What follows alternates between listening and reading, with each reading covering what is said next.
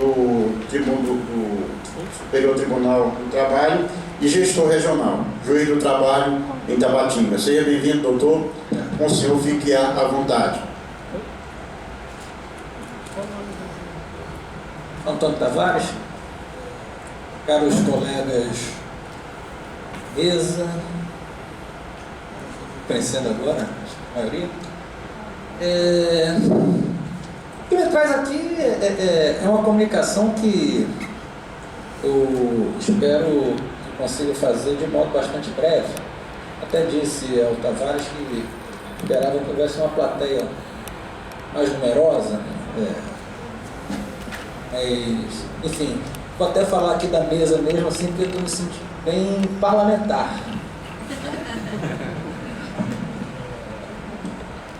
Está parecendo assim a mesa do Senado. Bom, mas falando de Senado, eu até quando transmiti a organização, porque sempre nos pedem isso, qual é o tema da sua apresentação? E eu coloquei saúde e segurança do trabalho na travessia da reforma. Travessia eu já vou explicar aos senhores, senhoras, por que eu estou usando essa expressão travessia. Porque de 2 semanas para cá, nós não sabemos ao certo qual é o direito. Qual é o direito do trabalho.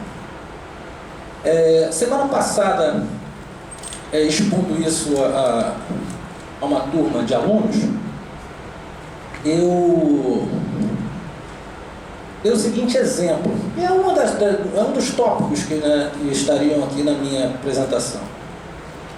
Na sexta-feira retrasada, hoje estamos no dia 24, estamos no dia 10 de novembro, digamos que na quinta-feira, dia 9 de novembro, uma empregada de alguma empresa se descobrisse, mediante o resultado de um exame, se descobrisse grávida e fosse uma empregada trabalhando num local insalubre. Na sexta-feira, dia 10 de novembro, essa empregada na empresa seria logo posta fora, cumprindo a legislação, seria posta fora do local insalubre, deslocada para trabalhar num local insalubre e continuaria recebendo o seu adicional de salubridade, ou seja, seria o óbvio de 2 semanas atrás, do direito do trabalho, e mais do que do direito do trabalho, seria o óbvio, até, digamos, do direito internacional, e protege direitos da mulher, no sentido de uma discriminação positiva, que se adota no direito internacional dos direitos humanos, a empregada não poderia ser, portanto, prejudicada pelo fato de estar grávida. Não tínhamos dúvida doutrinária nem jurisprudencial quanto a isso. Ocorre que no dia 11 de novembro, e é curioso que a nova lei tenha de entrar em vigor no sábado, no dia 11 de novembro, imaginando que uma outra empregada não tenha ido trabalhar no sábado, que fosse folga, e na segunda-feira, dia 13, chegasse ao local de trabalho, mas essa empregada no dia 11, ela teve a confirmação da gravidez, e na segunda-feira, dia 13, chegou à empresa e apresentou o exame, e ali disseram a ela o seguinte: olha, a nossa insalubridade aqui, a senhora sabe, não é tanta assim, a senhora continue trabalhando aí, está grávida, não tem nenhum problema, porque agora a lei possibilita, a senhora pode continuar trabalhando e não há problema, continue recebendo seu adicional. Essa questão da proteção da saúde, da trabalhadora, isso aí já foi revogado. Desde anteontem, não se preocupe mais com isso. A senhora nem vai ter nenhum problema, porque agora a lei mudou também, a senhora é mais saudável, não vai ter problema. Mas aí terça-feira, foi terça-feira, dia 14, medida provisória 808, a gente tem que ficar decorando esses números à toa, né? Medida provisória 808 mudou um pouco, mas um pouco, né? É assim, não, realmente é muito perigoso. De repente ficou perigoso de novo. É uma coisa arriscada para a empregada gestante trabalhar em local insalubre. Então é melhor não trabalhar. Só que não trabalha, mas também não ganha adicional. Né? E isso é um exemplo didaticamente interessante para nós chegarmos à primeira conclusão, isso que eu estou chamando de travessia. Nós não temos hoje certeza de direito nenhum. Nós até tivemos, até dia 11, a certeza de que havia um direito novo, em grande parte pior, do ponto de vista, e eu vou falar isso de uma forma mais ampla, do ponto de vista dos direitos humanos. Mas pior do que o direito ruim é o direito que nós não sabemos qual é. Sabe que hoje de manhã, se aparecer ali no Google, vocês vão ver que já foram apresentadas em torno de 300 emendas à medida provisória. Notem, nós tivemos uma lei, a Lei 13.467, que alterou, como sabemos, inúmeros dispositivos da CLT, que já foi uma alteração legislativa traumática, não apenas no aspecto material, mas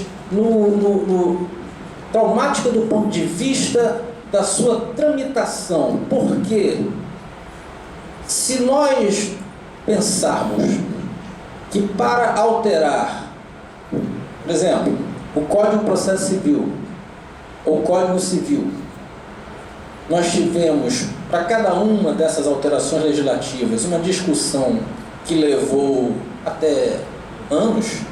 No caso do Código Civil, 2 décadas. Nós tivemos de nos deparar com uma alteração da legislação trabalhista que não é nem melhor nem pior do que nenhuma outra legislação. Ao contrário, é algo que mexe com o cotidiano de todos nós, porque em algum momento da vida, até é possível que alguém diga assim, não, mas eu sou funcionário público. Né? Mas em algum momento da vida, cada um de nós já foi, ou é, ou será empregado, e possivelmente já foi, é, ou será empregador. Eu, por exemplo, eu sou funcionário público, sou empregador e sou empregado. Eu sou funcionário público notório, sou empregado de uma instituição de ensino privada e em casa sou empregador. Então, assim, essa condição de estar fazendo parte de uma relação jurídica de emprego, uma relação de trabalho em sentido amplo, todas as pessoas em algum momento da vida estão. É desejável que estejamos, porque não se deseja ninguém permanecer, por exemplo, desempregado uma existência inteira, não é isso? Pois bem, então, uma legislação que tem tantas implicações para o nosso cotidiano, não deveria ter sido objeto de uma alteração tão acelerada, tão apressada e, a meu ver, pela pressa pelo assodamento irresponsável do ponto de vista social, sem entrar no mérito. Pois bem, as implicações que essa legislação traz do ponto de vista da saúde, da segurança do trabalho, e essa nova ordem jurídica, que nós nem sabemos, como eu disse, exatamente qual vai ser, são profundas e são graves. Justamente porque não houve sequer a participação direta dos interessados principais, que são os trabalhadores. Vejam, por exemplo, e eu já dei aqui, já fiz a explanação de um dos tópicos, né, que é essa questão, por exemplo, da insalubridade da gestante. Nós não sabemos como vai ser. No momento, vigora uma medida provisória e, como eu disse, quer dizer, não tem salubridade, no trabalho local ela também não ganha. Quer dizer, é de se pensar até numa alteração, no que nós chamamos de empeios, uma alteração prejudicial do contrato de trabalho. Quando se fala, por exemplo, eu vou para uma coisa assim que parece até bonita. De uma forma é bonito, assim, é moderno. Você pensar em trabalho de casa, né? Trabalhar em casa. Eu tenho uma experiência pessoal minha de todo o meu tempo de juiz e trabalhar também em casa. Eu costumo dizer que isso não é bom. Porque em casa, por incrível que pareça, é um problema você não ter o controle da jornada. Nós já vivemos numa realidade em que, por conta da tecnologia, a gente vive conectado.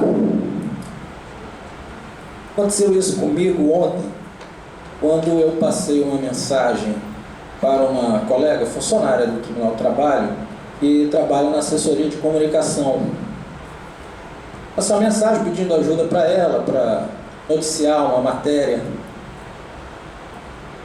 de um curso que eu participei recentemente no exterior, e ela me responde no WhatsApp assim: doutor Gefran, eu gostei aí do som anterior, mas eu estou de férias.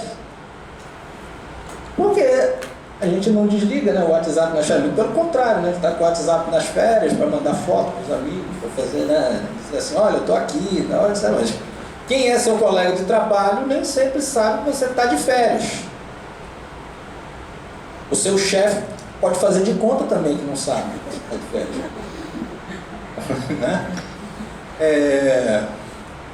Imagina assim, eu saber que o meu subordinado está de férias, mas mesmo assim dou lá uma mensagem, olha aí, sabe, como voltar de férias? Lembra de fazer aquilo, quer dizer, é um lembrete que não é para fazer quando a pessoa está de férias, mas é a tecnologia, né? Então veja, como a gente está o tempo todo conectado, aconteceu um dia desse também de eu fazer uma comunicação com uma colega juíza de São Paulo, uma comunicação profissional, mas eu não sabia que ela estava de licença maternidade, né? Ela respondeu, olha, colega, eu estou de licença maternidade, né? Porque não aparece, a não ser que a pessoa coloque lá no perfil, no status, né? Licença maternidade, né? Essa é uma boa ideia. Assim, às vezes a gente coloca, né? De férias. Pois bem, já tem o problema da tecnologia que nos vincula às nossas atividades, as mais diversas, o tempo todo. Que já faz com que a gente não se descole do trabalho, por exemplo. Aí é o seguinte, vamos trabalhar em casa. Será que isso faz bem à saúde? É para pensar. Pode até ser, e veja, é claro que a gente não pode ser radical nessas coisas, mas é preciso, e isso foi uma preocupação muito grande que eu tive durante a tramitação de tudo isso aí, de todo esse projeto, assim, é alguém dizer que é bom, e ponto, sem discussão. Pode ter o lado bom? Pode, mas a gente não pode deixar de fazer algumas, pelo menos algumas conjecturas para analisar. Isso pode ter um lado negativo. Como é que se controla tempo do trabalho? E se a quantidade do trabalho, por exemplo, quem é gestor sabe isso, né? Nós, por exemplo, juízes, nós somos gestores de pessoal, não é? Vamos distribuir as atividades para fazer em casa. Eu posso distribuir para ela 20 unidades de atividade, para ele eu posso distribuir as mesmas 20. Ela pode levar 4 horas para fazer e ele pode levar 6. É porque ela tem que ser exemplo para ele, que ela é melhor do que ele. Então, assim, nem sempre nós teremos essa capacidade de mensurar. Então, assim, é preciso analisar até que ponto, por exemplo, isso não prejudica a saúde do trabalhador. Esse trabalho, por exemplo, que nós fazemos muito hoje em dia, é só o que nós fazemos, né? Isso está fazendo até com que aumente o percentual de pessoas míopes, problemas de visão, porque a gente trabalha, computador, celular, tablet, na luz de LED.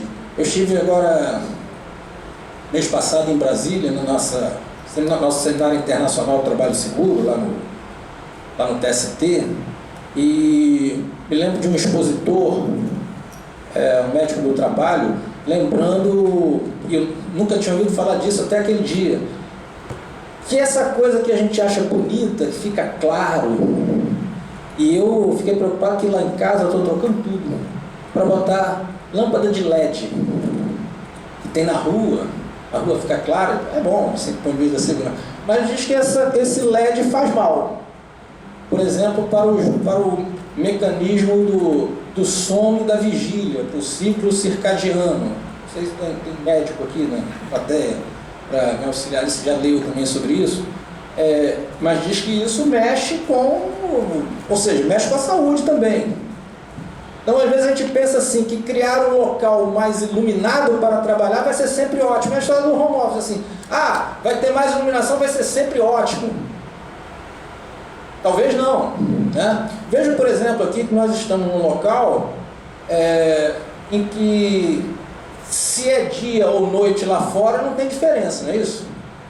Há muitos locais de trabalho que são assim. Todo mundo tem essa experiência. Você está no local de trabalho, às vezes é chão de fábrica, é escritório, shopping center. Por exemplo, eu frequento ali uma academia no Manauara Shopping, e lá parece que é sempre de noite, mesmo que seja meio-dia, né? Então, isso aí, por exemplo, então o camarada trabalhar em casa o tempo todo lá na luz de LED, pode não ser legal, né? Parece-me que,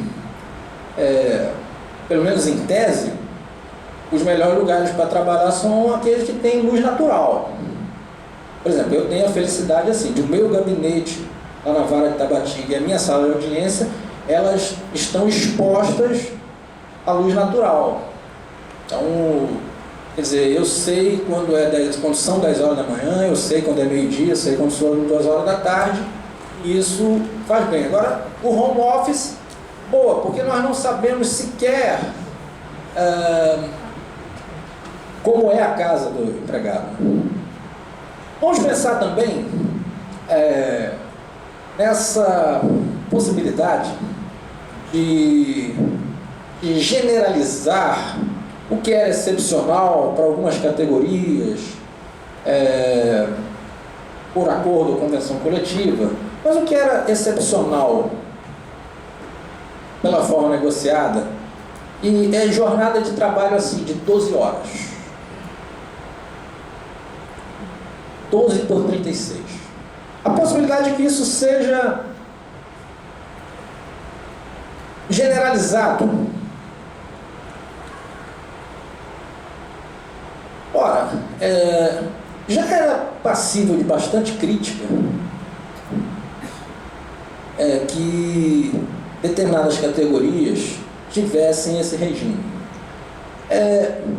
Eu sou juiz há vários anos, juiz há 23 anos, e sempre achei uma coisa curiosa e vigilante cumprisse jornada de 12 horas. Não é só por benevolência com o vigilante, é por uma preocupação prática, principalmente do que trabalha à noite. Eu perguntaria assim de uma forma leiga: seria possível alguém trabalhar sempre à noite, jornada de 12 horas, e não cochilar de vez em quando? Uma coisa que eu sempre me questionei. Uma vez, eu, numa sentença, desconstituí uma justa causa, porque deram justa causa pro vigilante, porque encontraram ele pescando assim, às 2 horas da manhã. Então, naturalmente, assim, durante os interrogatórios eu quis compreender se era, por exemplo, uma conduta costumeira daquele cidadão, como é que era a conduta dele, assim, de um modo geral, como empregado.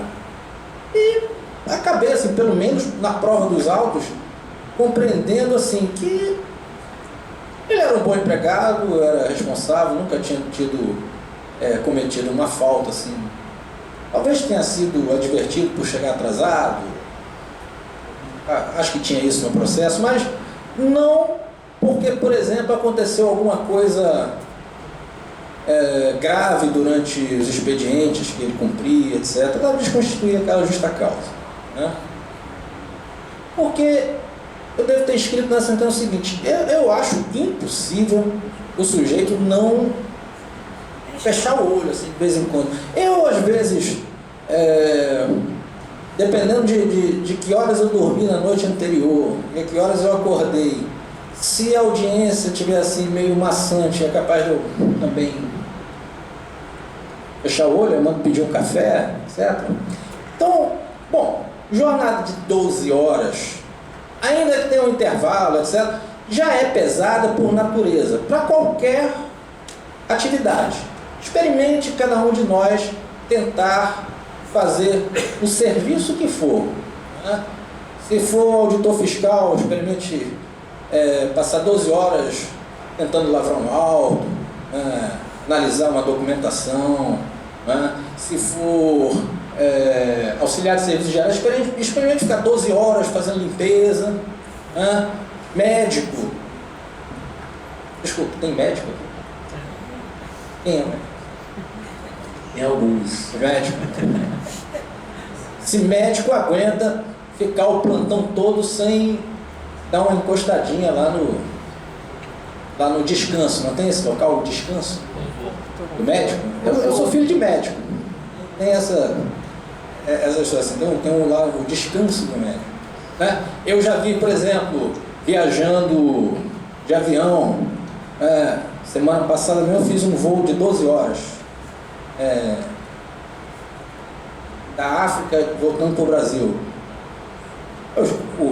Os comissários tiram um cochilo, dispõem os passageiros para dormir, levou no noturno, faz parte do processo, para dormir, e eles também tiram uns 15 minutos, 20 minutos de cochilo, todo mundo tira, né? Então experimente tentar trabalhar. No fim das contas não dá certo. Então veja, se já é complicado, em situações excepcionais que nós aceitamos, porque há uma falácia também, e quanto a isto eu devo dizer que nós também devemos fazer autocrítica. Há agora uma falácia de que antes da reforma o negociado não valia, que agora vale. Porque como? O negociado sempre valeu. O negociado, quem aqui é de sindicato, sabe que faz convenção coletiva e vale. O que não existe, e eu falei isso algum tempo atrás numa entrevista na televisão, o que não existe é a história do absoluto. Não, porque o negociado tem de valer absolutamente. Não pode existir isso. O absoluto, nem a lei é absoluta. O direito pode ser absoluto, mas o direito é o acordo, a convenção coletiva, é a lei, a Constituição, é o Tratado Internacional, né? O negociado vale, mas agora, qualquer negociado em qualquer circunstância, claro que não pode ser, né? Então, nós sempre, quase sempre, na Justiça do Trabalho, por exemplo, nós demos guarida, apesar das críticas doutrinárias, científicas possíveis, nós, de um modo geral, demos guarida a essas jornadas de 12 por 36, de vigilante, de plantões em unidades hospitalares, né? Agora, por que isso tem que ser generalizado? Aí sim, o negociado antes era honrado, e agora a gente tem de espalhar isso para todas as atividades. Vamos lá, professor vai dar 12 horas seguidas de aula. Quem é professor aqui vai dizer assim, aguenta? Né? Professor, 12 horas seguidas de aula. Na prática, até nós sabemos que por uma questão de sobrevivência, tem professor que dá uns 3 turnos, mas está doente, né? Tem professor que dá aula no turno da manhã, no turno da tarde, de noite, para sobreviver, porque infelizmente é assim que se trata da educação no Brasil, mas esse professor está doente. Então, nós não podemos pensar em criar uma sociedade de pessoas cada vez mais doentes. Tem que pensar em outras coisas. Porque precisa de produtividade, mas é preciso. O trabalhador brasileiro realmente tem um déficit de produtividade, mas por quê? Né? Nós vamos encontrar lá em algum momento que isso tem a ver com a sua formação, tem a ver com a educação, tem a ver com uma série de coisas. Ele não é pouco produtivo porque ele é uma pessoa ruim. O trabalhador brasileiro é preguiçoso, não é isso, né?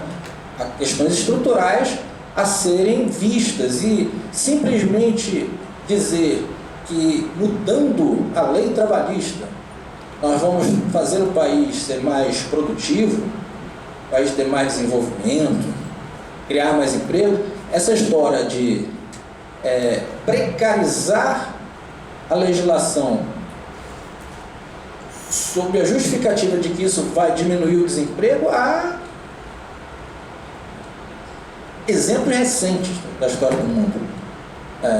Um exemplo espanhol, de alguma forma um exemplo alemão, né? Embora que a Alemanha não tenha sofrido o que sofreu a Espanha por razões até, digamos, estruturais deles, né? De formação, porque o empregador alemão não necessariamente aderiu a regras de precarização do trabalho, porque ele muitas vezes pensou que na prática o efeito seria inverso, mas isso é uma questão muito específica daquele país. Às vezes que na Espanha, apesar de ter havido uma melhora, mas nós temos assim que o índice de desemprego, apesar de todo esse esforço de tornar a legislação mais fácil, entre aspas, mais flexível, mas ainda assim nós temos um desemprego altíssimo,